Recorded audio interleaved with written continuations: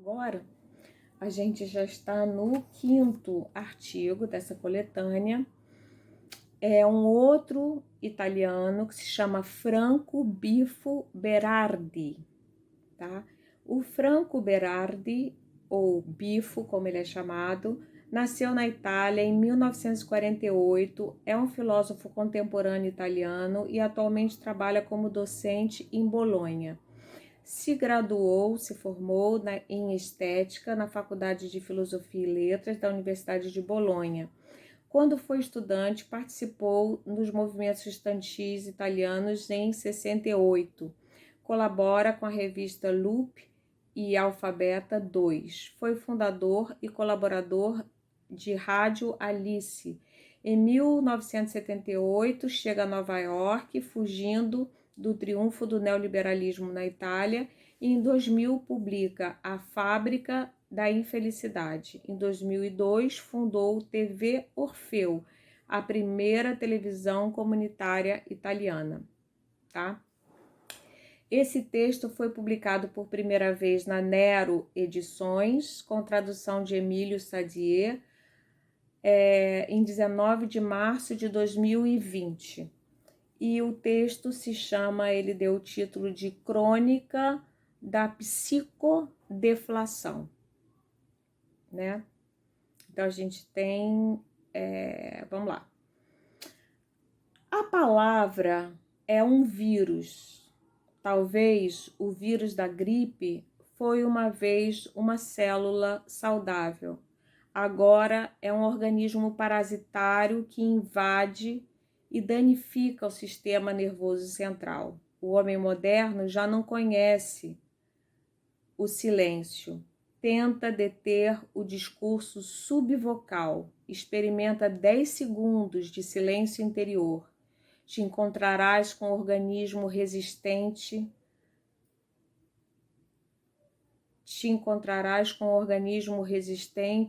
Que te impõe a falar. Este organismo é a palavra. Isso é uma citação que ele faz a William Burroughs, que é um dos beatniks do movimento beat nos Estados Unidos, que é um movimento precursor do movimento hippie, né? William Burroughs era um poeta, talvez o mais conhecido dessa geração seja o Jacques Kerouac, que escreveu On the Road. E ele faz essa citação que é muito bonita, né? E esse texto desse Bifo, né, que foi publicado em 19 de março, ele tem a forma de um diário, que começa no dia 21 de fevereiro, tá? Ele construiu o texto dele dessa forma. Então, a gente vai acompanhar como esse autor vai pensando como é que ele vai lidando com a pandemia. É bem legal. Dia 21 de fevereiro, então, o Bifo, na Itália, escreve: ao voltar de Lisboa, uma cena inesperada no aeroporto de Bolonha. Na entrada, tem 2 humanos completamente cobertos com um traje branco, com um capacete luminescente e um aparelho estranho em suas mãos. O aparelho é uma pistola de termômetro de altíssima precisão que emite luzes violetas por todas as partes. Quer dizer, parece estar assim um filme de ficção científica. Se aproximaram de cada passageiro, o detêm, apontam a luz violeta na sua testa, controlam a temperatura e logo o deixam ir. Um pressentimento: estamos atravessando um novo umbral no processo de mutação tecnopsicótica? Tan, tan, tan, tan. No dia 28 de fevereiro, ele faz uma nova anotação. Desde que voltei de Lisboa, não pude fazer outra coisa. Comprei uns 20 lenços de pequenas proporções, lenços de papel, né? De pequenas proporções. Acho que não são lenços de papel. Sei lá, uns 20 pedaços de... Não sei bem o que ele comprou, lenços. E os pinto com uma pintura de cor, fragmentos fotográficos, lápis, carvão, né? Ele vai estar fazendo umas pinturinhas, umas coisinhas assim. Não sou pintor, mas quando estou nervoso, quando sinto que está acontecendo algo que põe meu corpo em vibração dolorosa, começo a gravar alguma coisa para relaxar. Então ele está lá desenhando.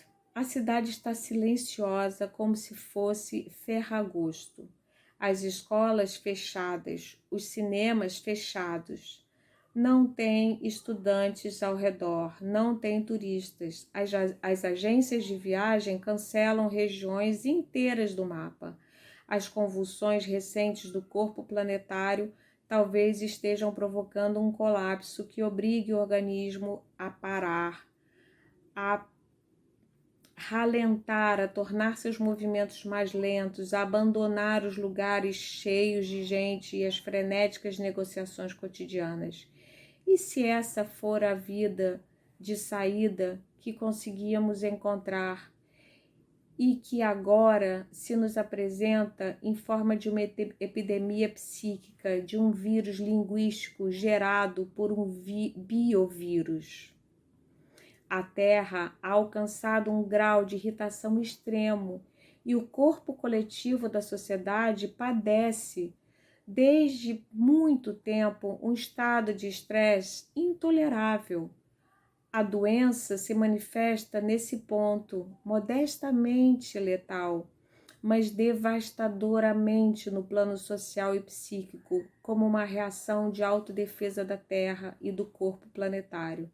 Para as pessoas mais jovens, é só uma gripe chata. O que provoca pânico é que o vírus escapa ao nosso saber. Não conhecem a medicina, não conhecem o sistema imunológico. E o ignorante, de repente, detém a máquina. O ignorado, né? O vírus, o ignoto, aquele que a gente não conhece, de repente detém toda a máquina. Um vírus semiótico na psicosfera bloqueia o funcionamento abstrato da economia. Por que subtrai dela os corpos? Querem vê-lo? 2 de março. Um vírus semiótico na psicosfera bloqueia o funcionamento abstrato da máquina. Por que os corpos ralentam seus movimentos, renunciam finalmente à ação, interrompem a pretensão de governo sobre o mundo e deixam que o tempo retome seu fluxo em que nadamos passivamente, segundo a técnica de natação chamada fazer-se de morto? Boiar, né? A gente tá boiando, tá todo mundo assim boiando. O nada se engole, não, o nada, lá nada, né? O nada engole uma coisa depois da outra. E eu acho que ele aí está fazendo referência a um livro chamado A História Sem Fim, né? Que tem essa coisa do nada que vai engolindo todo mundo.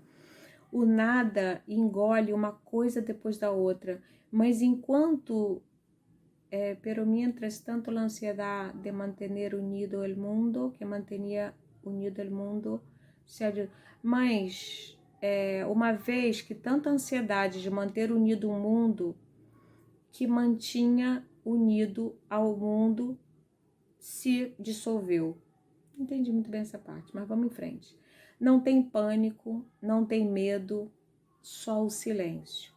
Rebelar-se se tornou inútil, de tal forma que nos detenemos, né? Estamos parados. Quanto está destinado a durar o efeito dessa fixação psicótica que ha tomado o nome de coronavírus, né? Para ele é como se a humanidade toda tivesse num surto psicótico, assim, parada, boiando, né? Com os movimentos lentos, e aí o vírus mandou a gente parar e a gente parou, tá todo mundo assim, meio catatônico. Dizem que a primavera matará o vírus, mas ao contrário, pode exaltá-lo. Não sabemos nada a respeito. Como podemos saber que temperatura esse vírus prefere? Pouco importa quão letal seja a enfermidade, a doença. Parece sê-lo modestamente e esperamos que se dissipe logo. Mas o efeito do vírus não é tanto o número de pessoas que debilita e o pequeníssimo número de pessoas que mata. Isso ainda era no começo de março, né? O efeito do vírus radica a parálise relacional que propaga, né? Tem uma paralisia nas relações. Faz tempo que a economia mundial concluiu sua parábola expansiva, mas não conseguíamos aceitar a ideia do estacionamento como um novo regime de longo prazo. Agora, o vírus semiótico nos está ajudando a transição em direção à imobilidade. Querem vê-lo? 3 de março. Como reaciona o organismo coletivo, o corpo planetário, a mente hiperconectada, submetida durante 3 décadas à tensão ininterrupta da competência e da hiperestimulação nervosa, a guerra pela sobrevivência, a solidão metropolitana e a tristeza, incapaz de liberar-se da ressaca que rouba a vida e a transforma em estresse permanente, como um drogado que nunca consegue alcançar a heroína, que, no entanto, baila nos seus olhos, submetendo à humilhação da desigualdade e da impotência. Na segunda metade de 2019, o corpo planetário entrou em convulsão. De Santiago a Barcelona, de Paris a Hong Kong, de Quito a Beirute, multidões de muitos jovens saíram às ruas por milhões com muita raiva. A revolta não tinha objetivos específicos, ou mais bem, tinha objetivos contraditórios. O corpo planetário estava preso de espasmos que a mente não sabia guiar. A febre cresceu até o final do ano 19. Então Trump assassina a Soleimani e na celebração de seu povo. Vocês se lembram disso, né? Em dezembro, o assassinato do general Soleiman no Irã. Milhões de iranianos desesperados saem às ruas, choram, prometem uma vingança estrondosa. Não acontece nada, bombardeiam simplesmente um pátio. Essa foi a resposta do governo iraniano à coisa brutal que o Trump fez.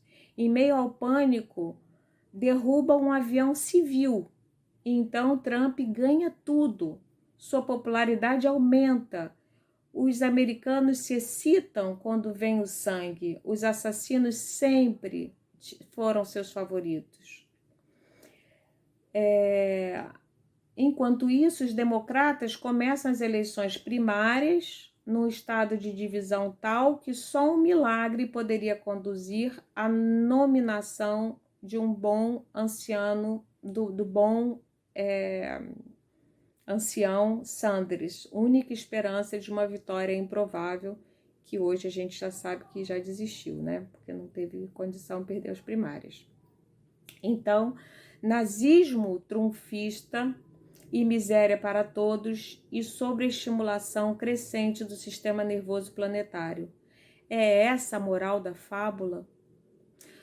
Mas tem aqui uma surpresa, um giro, o imprevisto que frustra qualquer discurso sobre o inevitável, o imprevisto que temos estado esperando, a implosão, que estávamos esperando, a implosão.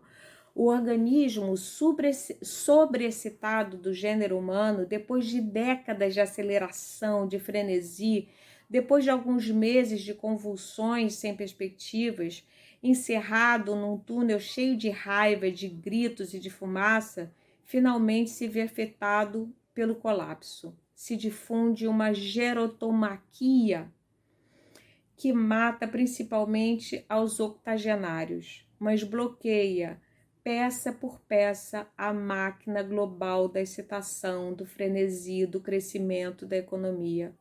Vocês estão sentindo isso também, né? Parece que tudo foi tanto que a gente nem sabe o que fazer, né? A maioria das pessoas não sabe o que fazer em casa, porque a casa não era mais um lugar de estar. A casa era um lugar de passagem. A gente passava pela casa porque a gente ia para cá, eu ia para Angra, voltava, pegava o ônibus, pegava Costa Verde e voltava, e preparava a aula, corrigia os trabalhos.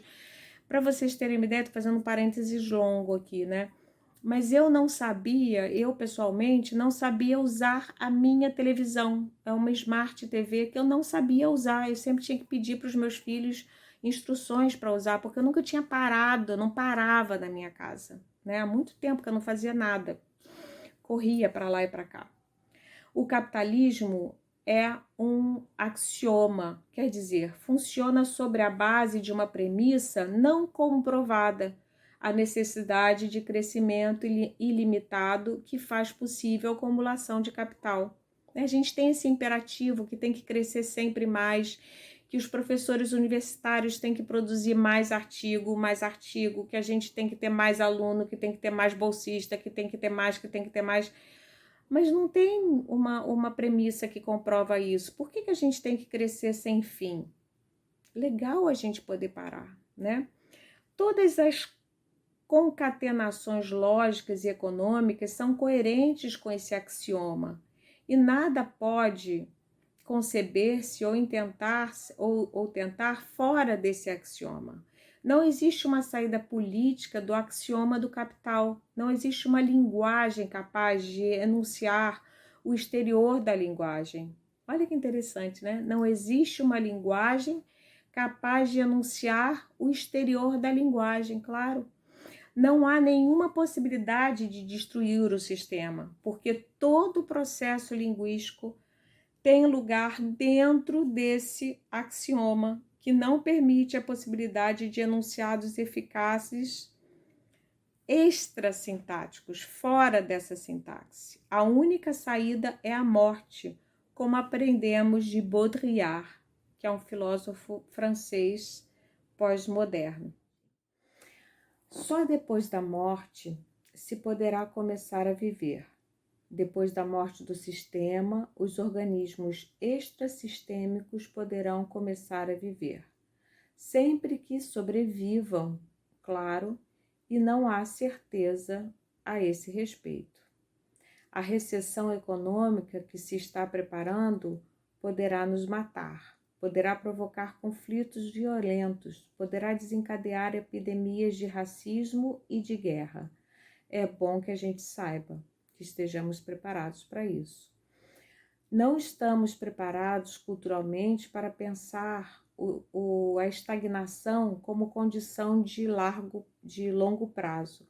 Não estamos preparados para pensar a frugalidade, o compartilhar. Não estamos preparados para dissociar o prazer do consumo. 4 de março. Não sabíamos como desfazer-nos do polvo, não sabíamos como sair do cadáver do capital. Viver nesse cadáver fedia a existência de todos, mas agora o choque é o prelúdio da deflação psíquica definitiva. No cadáver do capital estávamos obrigados à sobreestimulação, a aceleração constante, a competição generalizada e a sobreexploração com salários decrescentes. Agora o vírus desinfla a bolha da aceleração.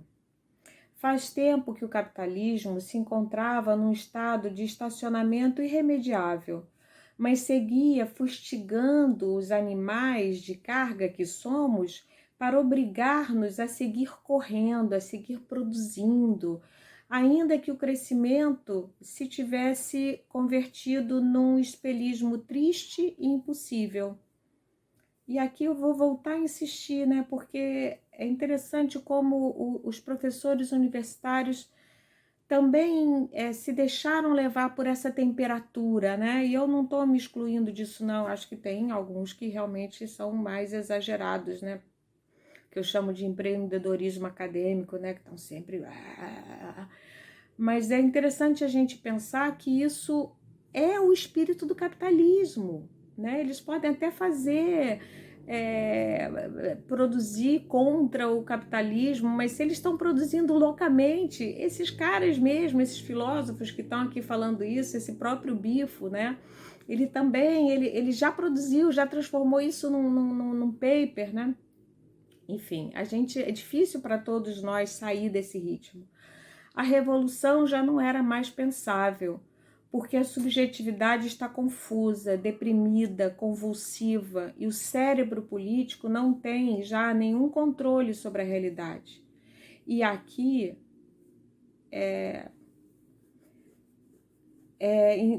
há aqui então uma revolução sem subjetividade, puramente implosiva, uma revolta da passividade, da resignação. Resignemo-nos. De repente, essa parece uma consigna ultra subversiva, né? A resignação, parece que a gente está fazendo revolução justamente quando a gente está se resignando, deixando de consumir, deixando de produzir loucamente, baixando a temperatura do capitalismo, né?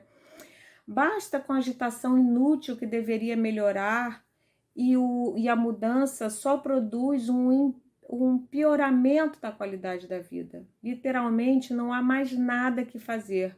Então, não façamos, né? Não vamos dar aula, não vamos nada, vamos ficar quieto. É difícil que o organismo coletivo se recupere desse choque psicoviral e que a economia capitalista, agora reduzida a um estancamento irremediável, retome seu glorioso caminho. Podemos nos afundar no inferno de uma detenção técnico-militar daqui só a Amazon e o Pentágono têm as chaves. Ou bem podemos esquecer das dívidas, do crédito, do dinheiro e da acumulação? Por que não, né? O que não foi possível fazer a vontade política, poderia fazer a vontade mutagênica do vírus, né? Já que não houve vontade política para fazer essa mudança, quem sabe a vontade política do próprio vírus. Mas essa fuga deve preparar-se imaginando o possível, agora que o impredizível se desgarrou do lenço do inevitável. No dia 5 de março, vamos ver quais são as suas anotações.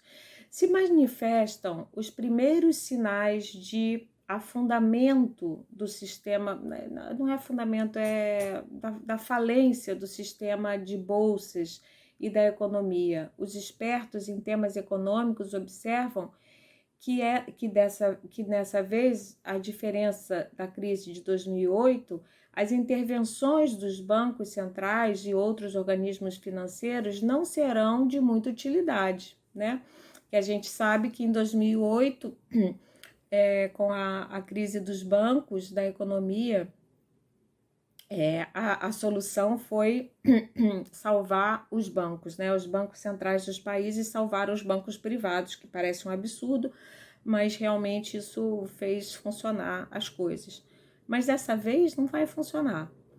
Pela primeira vez, a crise não provém de fatores financeiros e nem sequer de fatores estritamente econômicos, do jogo da oferta e da demanda. A crise provém do corpo.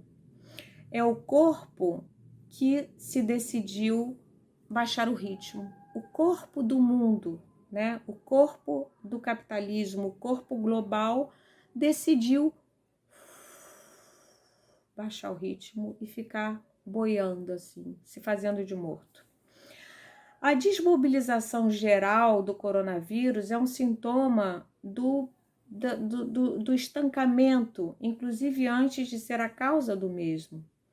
Quando falo do corpo, me refiro à função biológica no seu conjunto, Me refiro ao corpo físico que adoece, ainda que de maneira bastante leve, mas também e sobretudo me refiro à mente, que por razões que não têm nada a ver com a racionalidade, com a crítica, com a vontade, com a decisão política, entrou numa fase de passivação profunda, cansada de processar sinais muito complexos, deprimida depois da excessiva sobreexcitação, humilhada pela impotência de suas decisões frente à onipotência do autônomo tecnofinanceiro, a mente diminuiu a atenção. Não é que a mente tenha decidido algo, é a caída repentina da atenção que decide por nós. É a psicodeflação. 6 de março. Naturalmente, se pode argumentar exatamente o contrário do que eu disse. O neoliberalismo, no seu matrimônio com o etnonacionalismo, deve dar um salto no processo de abstração total da vida. E aqui, então, o vírus que obriga a todos a ficar em casa, mas não bloqueia a circulação das mercadorias. Aqui estamos no umbral de uma forma tecnototalitária, na qual os corpos serão para sempre repartidos, controlados, mandados à distância.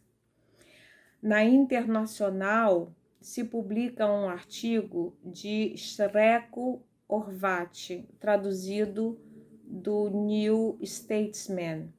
Segundo Horvat, abre aspas, o coronavírus não é uma ameaça para a economia neoliberal, mas cria um ambiente perfeito para essa ideologia.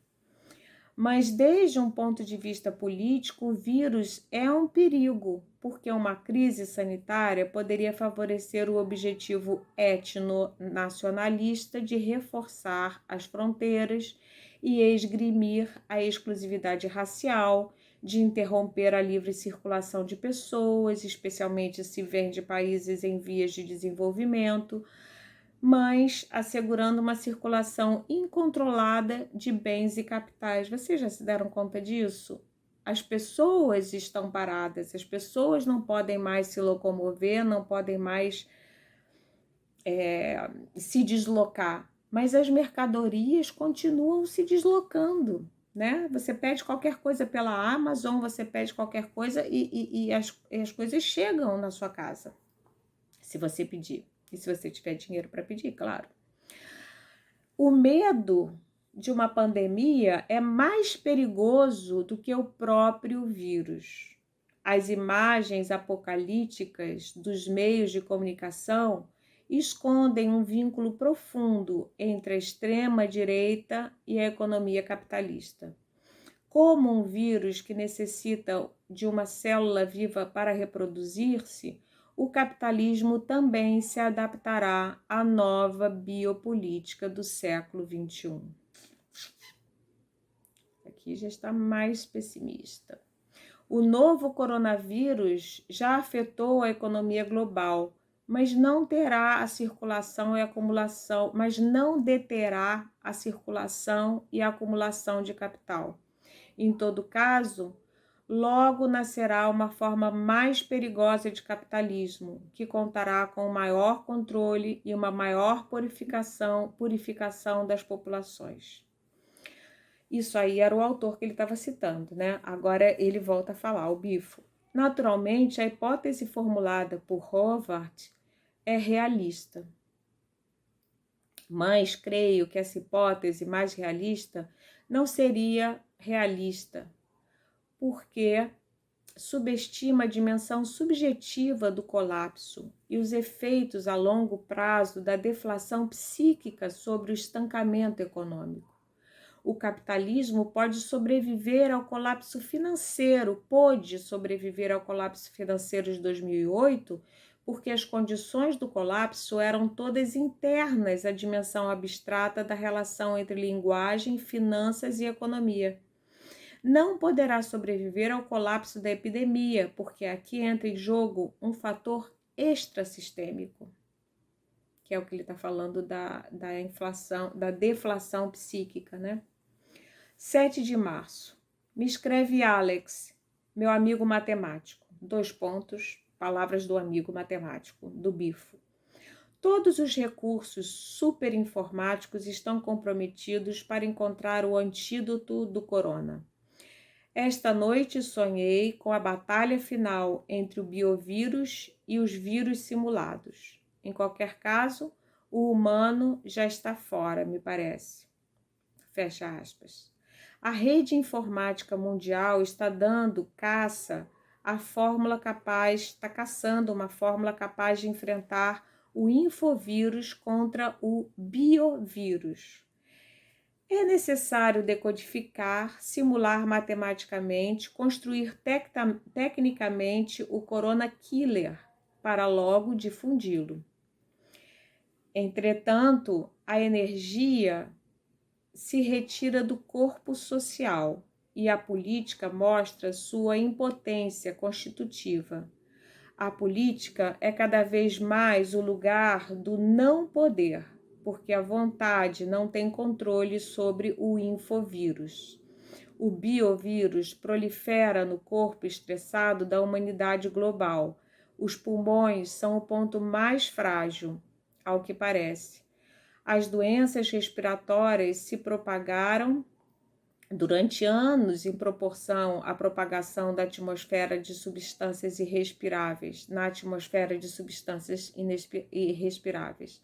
Mas o colapso ocorre quando, ao encontrar-se com o sistema midiático, entrelaçando-se com a rede semiótica, o biovírus se transferiu sua potência enfraquecedora ao sistema nervoso, ao cérebro coletivo, obrigado a baixar os seus ritmos.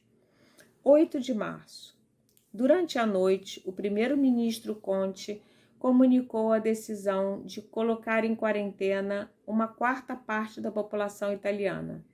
Piacenza, Parma, Reggio e Modena estão em quarentena. Bolonha não. Por agora. Nos últimos dias, falei com Fábio, falei com Lúcia e havíamos decidido reunir-nos esta noite para jantar. O que fazemos de vez em quando?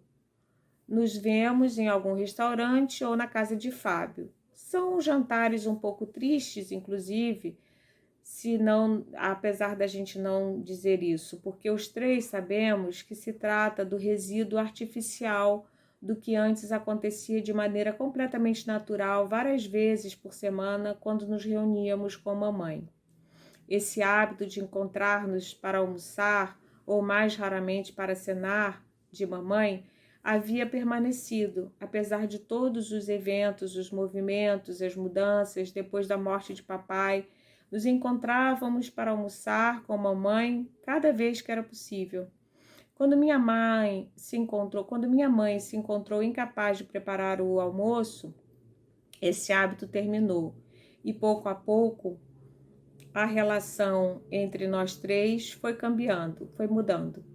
Até agora, apesar de que tínhamos 60 anos, tínhamos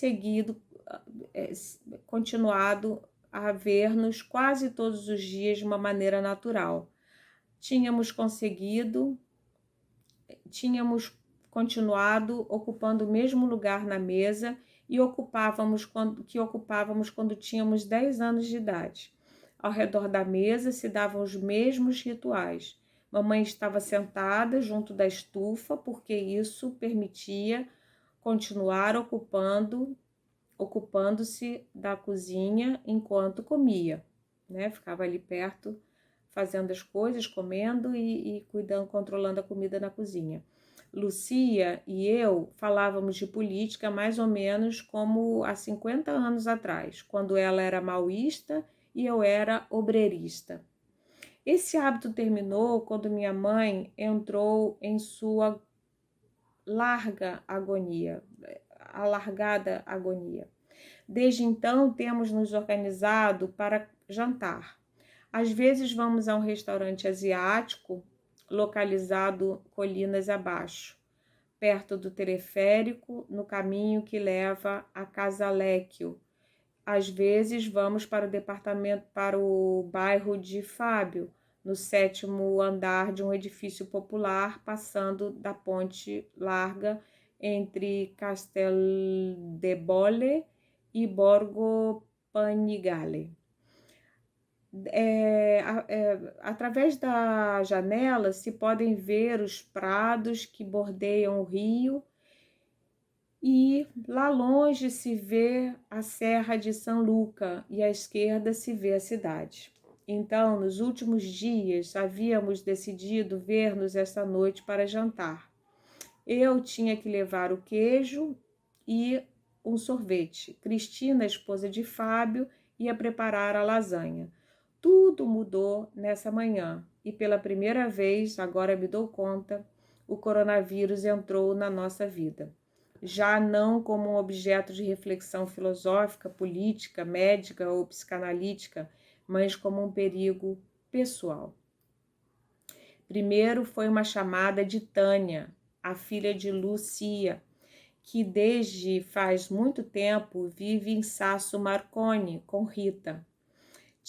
Tânia me telefonou para me dizer: escutei que você, mamãe e Fábio querem jantar juntos. Não façam isso. Estou em quarentena porque uma de minhas alunas, Tânia, da aula de yoga, é doutora em Santorsala e faz uns dias o isopado, não, o teste deu positivo. Tem um pouco de bronquite, pelo que disseram que eu devo fazer as análises também, que eu devo fazer o teste também, à espera do informe, como é que se diz? Do resultado. Enquanto não tem resultado, não posso sair de casa. E eu respondi fazendo-me de cético. Para ela mas ela foi implacável e me disse algo bastante impressionante que ainda não tinha pensado. Me disse que a taxa de transmissão, de contágio, né, de uma gripe comum é de 0,21, enquanto que a taxa de contágio do coronavírus é de 0,80, para ser claros. No caso de uma gripe normal, é preciso encontrar-se com 500 pessoas para contrair o vírus. E no caso do coronavírus, basta encontrar com 120 pessoas. Interessante. Logo ela, que parece estar informadíssima, porque foi fazer o teste e, portanto, falou com os que estão na primeira linha, na linha de frente da pandemia, me disse que a idade média dos mortos é de 81 anos. Bom, já suspeitava, mas agora já sei. O coronavírus mata os velhos, em particular mata os velhos asmáticos, como eu. Ele falou, o Bifo é asmático, eu já fui asmática, mas não sou mais. Em sua última comunicação, Giuseppe Conte, quem me parece uma boa pessoa, um presidente um pouco por casualidade, por acaso, que nunca deixou de ter um ar de alguém que tem pouco a ver com a política, disse, abre aspas, pensemos na saúde dos nossos avós. Comovedor, dado que me encontro no papel incômodo de avô a proteger. Havendo abandonado o traje de ascético, eu disse a Tânia que agradecia e que seguiria suas recomendações. Telefonei para a Lúcia e falamos um pouco e decidimos adiar o jantar. Me dou conta de que me meti num clássico duplo vínculo batersoniano, não sei o que é isso. Se não chamo por telefone para cancelar o jantar, me coloco na posição de ser um hóspede físico, de poder ser portador de um vírus que poderia matar a meu irmão. Se, por outro lado, chamo, como estou fazendo para cancelar o jantar, me coloco na posição de ser um hóspede psíquico, quer dizer, de propagar o vírus do medo, o vírus do isolamento. E se essa história dura muito tempo? 9 de março. O problema mais grave é a sobrecarga a que está submetido o sistema de saúde. As unidades de terapia intensiva são as UTIs, né, aqui no Brasil, estão à beira do colapso. Existe o perigo de não poder curar a todos que necessitam uma intervenção urgente e se fala na possibilidade de precisar escolher entre pacientes que podem ser curados e pacientes que não podem ser curados. Nos últimos 10 anos, se cortaram 37 milhões do sistema de saúde pública, reduziram as unidades de cuidados intensivos e o número de médicos gerais diminuiu drasticamente. Estão vendo? Não foi só no Brasil, é um plano global do capitalismo contemporâneo, do neoliberalismo, né? Segundo o não sei o que é isso. É uma coisa de dados, né? Como, enfim, centros de pesquisa de estatísticas. Em 2007, o Serviço Sanitário Nacional Público, na Itália, podia contar com 334 departamentos de emergência e urgência e 530 de primeiros socorros. Pois bem, 10 anos depois, a dieta foi drástica. 49 departamentos de emergência e urgência foram fechados, menos de 14%. E 116 primeiros socorros já não existem, menos de 22%. Mas o corte mais evidente está nas ambulâncias, tanto as do tipo A, de emergência, como as do tipo B, de transporte sanitário. Em 2017, temos que as do tipo A foram reduzidas 4% em comparação com 10 anos antes, enquanto que as do tipo B foram reduzidas à metade. Também é para levar em conta como diminuiu drasticamente as ambulâncias com médico a bordo. Em 2007, o médico estava presente em 22% dos veículos das ambulâncias, enquanto que em 2017 só tem médico em 14,7% das ambulâncias italianas. As unidades móveis de reanimação também se reduziram em 37%. Eram 329 em 2007 e são 205 em 2017. O ajuste também afetou os lares de anciãos privados, né, os asilos de idosos, que de todo jeito tem muito menos estrutura e ambulâncias que os hospitais públicos. A partir dos dados se pode ver como houve uma contração progressiva das camas à escala nacional, muito mais evidente e relevante no número de camas públicas em comparação com a proporção de camas administradas de forma privada.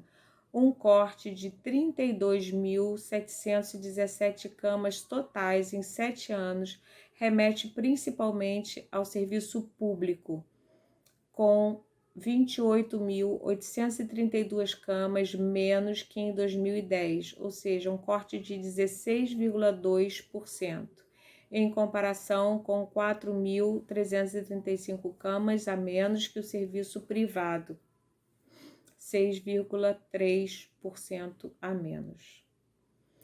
10 de março. Somos ondas do mesmo mar, folhas da mesma árvore, flores do mesmo jardim. Isso está escrito nas dezenas de caixas que